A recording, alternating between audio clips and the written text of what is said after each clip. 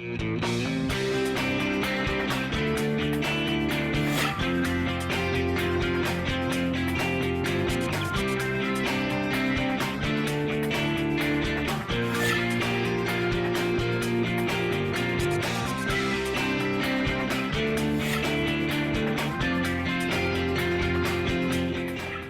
Kristen Oaks-White. And I'm Avery Davidson. Thank you for joining us for This Week in Louisiana Agriculture, the only TV show bringing Louisiana farmers and consumers together every week. Well, this is not breaking news, but farming is dangerous, and when accidents occur, they can be tragic. Last week, we showed you the story of a man who was saved from a grain bin earlier this year. The key to that successful rescue was first responders who were prepared for this emergency. That's why the Louisiana Farm Bureau Federation hosts workshops each year to train both farmers and first responders for this exact scenario. As TWILA's Carl Wiggers shows us, attendees got a new perspective on safety in Bastrop. From a bird's eye view, it's easy to see how difficult a rescue like this can be. However, there's a huge difference between this training seminar and a real grain bin rescue. For starters, the sunlight you see is a luxury, as well as the pole you see these first responders holding on to. While those differences are present, Wendell Miley, the safety coordinator for the Louisiana Farm Bureau Federation, says that this training absolutely saves lives. You know, last year, 12, 13 months ago, we did have a fatality in New Roads where it was just a body recovery. But since then, the two incidents that we've had, we were able to rescue those victims from those grain bins. And I think because of the training that's been made available over the last several years, there is some knowledge of how to go about, safely and effectively getting them out of that grain bin. Hands-on is the best way to learn here by jumping in the corn and getting buried up to your chest. One of today's victims is Ouachita Parish firefighter Casey Barton.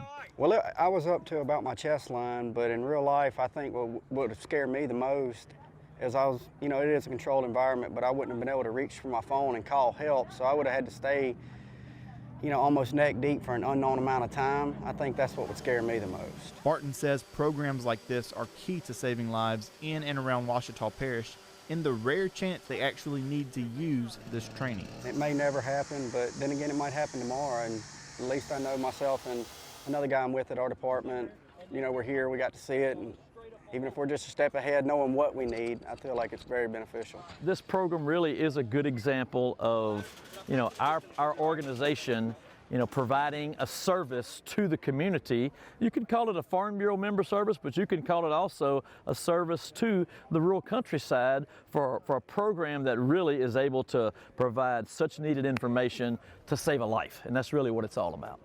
After years of putting on these training workshops, we have quite the collection of resources and videos online, from Facebook Live videos to other stories like the one you just saw.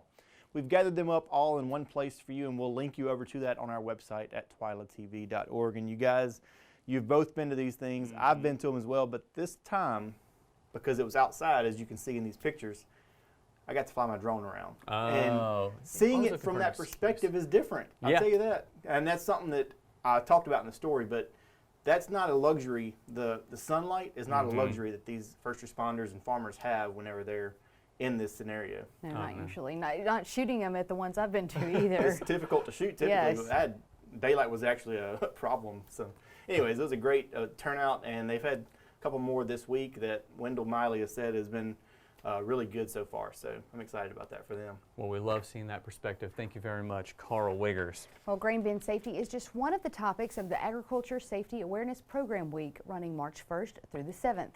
Each day focuses on a different topic, including grain bin safety, but also tractor and equipment safety, as well as personal and mental health.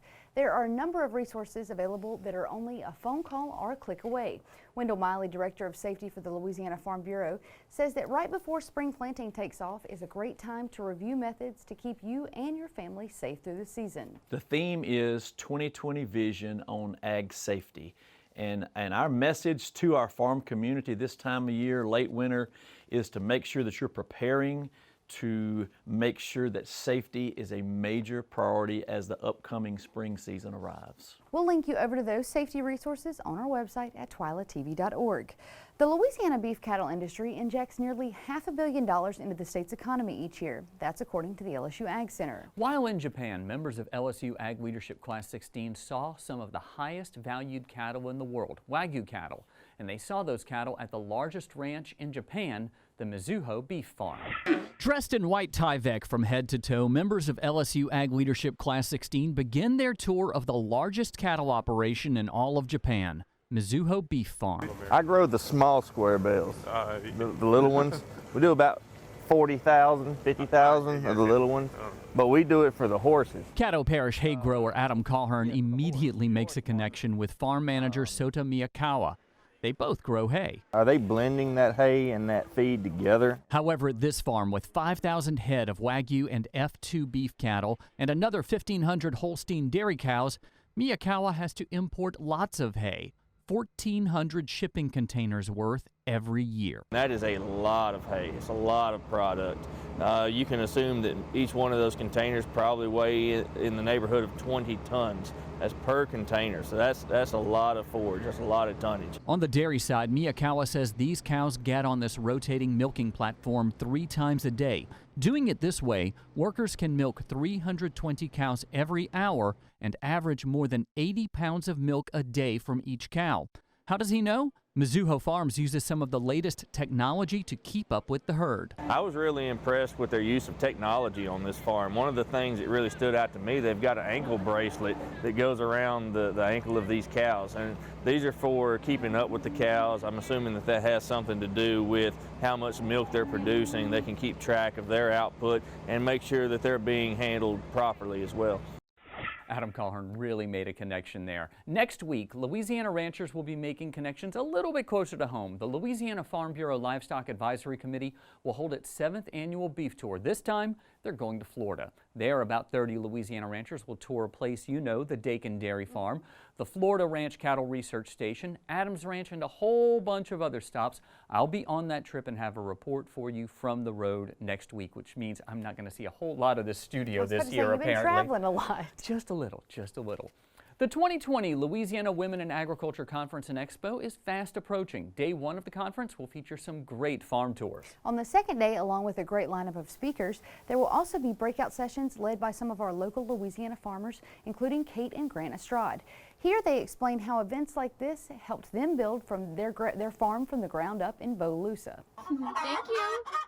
Thank you. So for me, being a woman in agriculture is, you know, just kind of a privilege to be more connected to the natural world. Farming in general is, of course, hard. Like there's definitely hard days. But overall, like I just feel like I'm super lucky to be able to do what I'm doing. You know, speaking to the Women in Ag Conference, you know, men and women typically handle things a little different. So, you know, it's been really great when Kate reaches out to another woman in ag and says, hey, like, I'm freaking out because of this kid's not doing well, and they can have that conversation to kind of get through it. So that's been very important. How's everybody?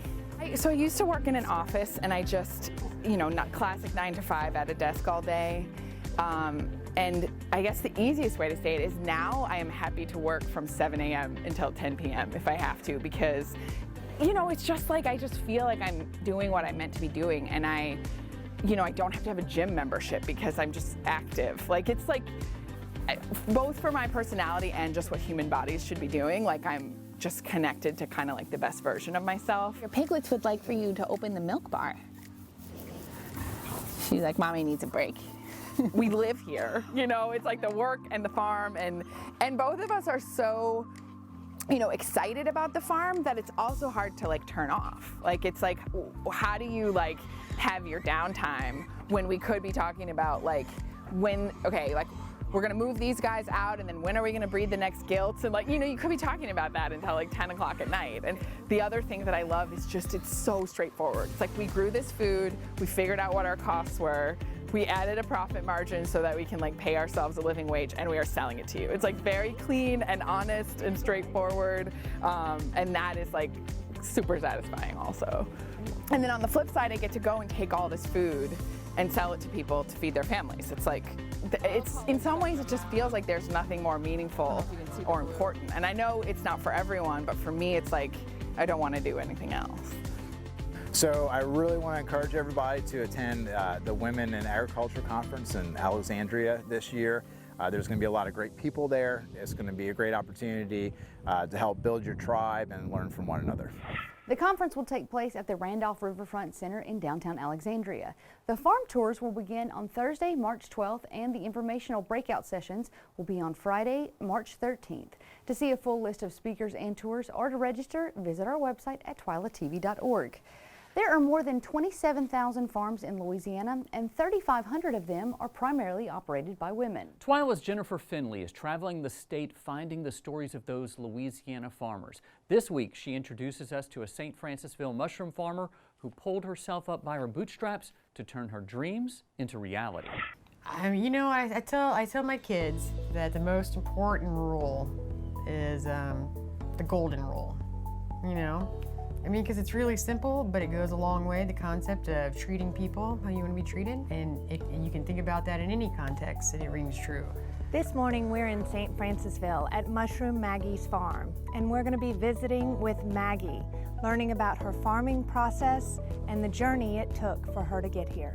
So we have oyster mushrooms, we have your grays, we have blues, we have ones that are green. I renamed them the palace mushrooms. We got snows, we got elms, we got Italians, we got creams, we got king trumpets, black king trumpets. Those are all oysters. That's 10 varieties right there.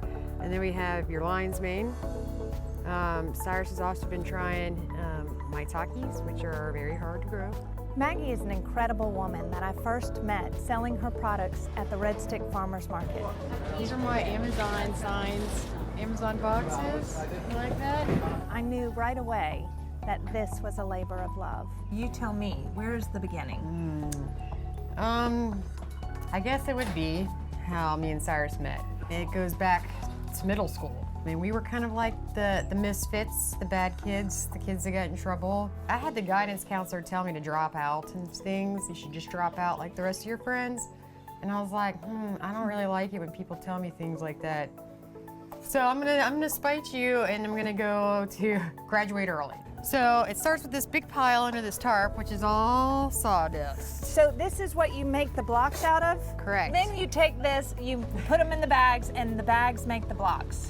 Correct. Okay. But it's more precise than that. Yeah. We have to test the moisture, because if it's too moist, the blocks won't fruit. And after that point, it's just a waste of money, you know? And no matter what we were doing, we felt like we had something to prove.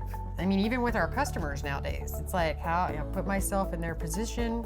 How would I want to receive stuff? This would be great, you know, if I open it up and it looks like, you know, one of those meals to go kits. It's that fancy looking. How long does it take you to get it from the thought to the market? It's just no ongoing. It never stops, because you got to consider the supply and demand, seasons, even though we do it all indoors.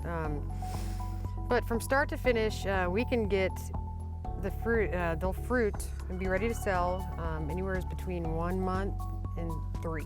After we steam, we bring it into our lab. Okay, and this is the lab. Correct. These were all inoculated yesterday. So this stuff right here is what we use to make all of our fruiting blocks, and the fruiting blocks are on the sawdust. So when we say inoculate, that's when we're doing this in a clean room in front of the flow hood, and we are inoculating our steamed sterilized substrate, which is the sawdust block. Whoa. Yeah. I know, I never thought that we were gonna have to have a whole lab when we set this up, but we do.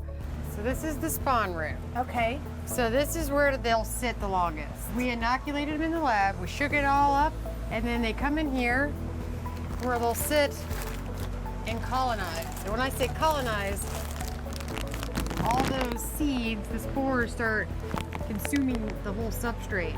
Okay. As like their food. So they will consume it, and it'll all be white, which is called mycelium. Because I've heard that name before. I've heard that before. Then it's like, it's not the seeds, it's the mushroom mycelium that makes this, it makes it turn all white like this. So this, this became this. Okay. if you had the opportunity to go back to your high school counselor and just say something, I'm curious what it would be. Probably thank you, because you lit a fire. Because you lit a fire under me, which made me go, just go. What is it about mushrooms that you find so awesome?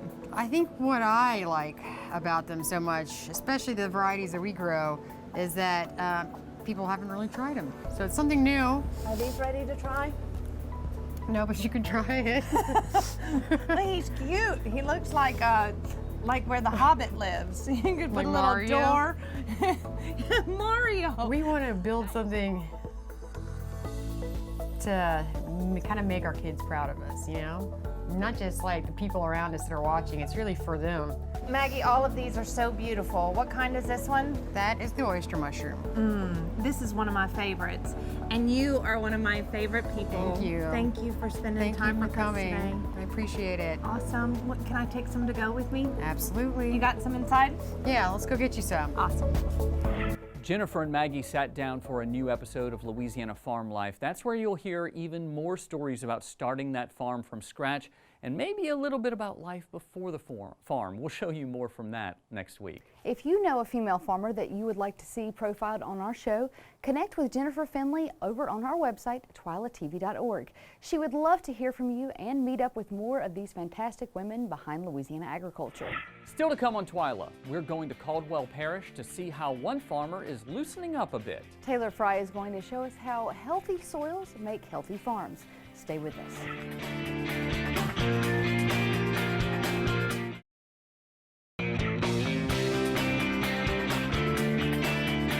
Before planting a crop, disking the field seems like a no-brainer. However, as TWILA's Taylor Fry shows us, Marty Ernest, a lifelong soybean and corn farmer in Caldwell Parish, has found a different way to get his soil ready for the spring. Marty Ernest grew up growing cotton with his grandfather. This land here has been in cotton for over 100 years. He says the lack of crop rotation has taken a toll on the health of his soil.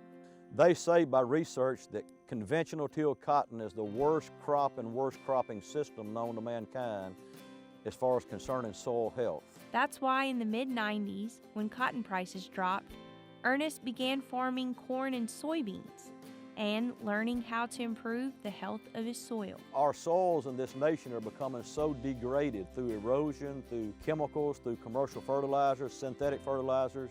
He works closely with the Natural Resources Conservation Service resource soil scientist Rachel Stout Evans to study soil health. So Marty's doing several things. First of all, he's limited his disturbance by going no-till. People think of a disc as breaking soil up, but it really does not. A disc in a field compacts it down in a layer of 2 or 3 inches deep. Evans says not tilling allows the plant roots to break up the compacted soil. It's just slowly healing over time with the plant roots and the microbes working together, producing organic matter, creating pore space, holding the particles together in a different way, holding the pore spaces open. You start to see how dark it is in this surface. That's where the organic matter is starting to accumulate. And he's getting the same results as he would as if he came in here with a disc and rode everything up and had a fluffy seed bed again. He's getting the same results after 7 years of increasing the organic matter. Along with no-till, Ernest also plants winter cover crops. With the vetch, with oats, cereal, rye, winter pea, and I think there was a turnip in there. You know, you think about people that have flowers, the first thing they want to do is go buy mulch to put in that bed to cover that soil up. He says covering the soil protects it from erosion and helps it to retain moisture. We have last year's corn residue here in the field, and the row cleaners are taking it and just raking it to the sides. And what we have behind that is just a perfectly clean, very mellow, very moist seed trench here that we have perfect moisture under. You know, this is a natural mulch instead of, like I said earlier, people buying a mulch at Home Depot or Lowe's to put in their flower bed. We can't buy a mulch on 600 acres, but we can grow our mulch through cover crops. Using crop diversity, rotating from corn to soybeans, also benefits his soil. So he's got diverse root systems that are growing year-round. And with that, Again, it's feeding the biology, and different plant roots have different structures. They may penetrate the soil in different ways. They're putting off different root exudates that bring in the different soil critters. So he's got diversity above and below ground because of that. We've been bringing our organic levels back up about 1% every 4 to 5 years. which also helps his bottom line. This is not a real pretty system that we're in, but you know, we're not out here working day in and day out for looks or to make things look pretty. We're here for profit. Not only is his farm and his ground more resilient to the stresses of drought, of heat, of cold, his bottom line, his economics are more resilient to these ups and downs in the market. He can stand the low bean prices better because he doesn't have the inputs of fertilizer, he doesn't have the fuel inputs, he doesn't have the tractor costs. And at the end of the day, he does it all with the future in mind. I think it's a responsibility as farmers, we're stewards of the land, to leave the soil in better health than we found it. So it makes me excited to see that we're healing this ground. For This Week in Louisiana Agriculture, I'm Taylor Fry. Because of the success Ernest experiences with his cover crops, he became a licensed seed dealer in Louisiana and harvests his own Bob oats and Cossack black oats to supply farmers in the state and region. Buying locally grown seeds, well, that cuts transportation and shipping expenses for farmers. Very smart. Still to come on TWILA. With tourists leaving town, have crawfish prices gone down? Find out next. But first, a strong reaction to one candidate's poor choice of words. Stay with us.